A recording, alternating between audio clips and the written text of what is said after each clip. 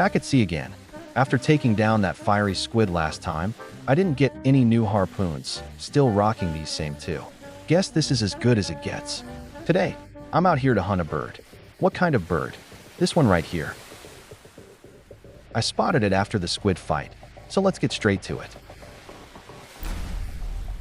It's a bit of a big boy, isn't it?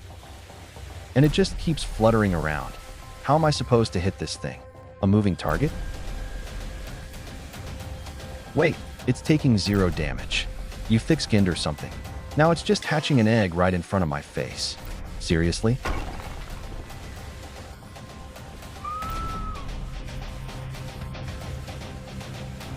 Either I can't touch it, or it's about to become stir-fried pigeon in 2 hits.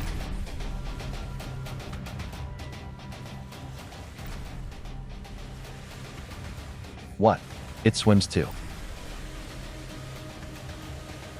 Great, and now it's gone.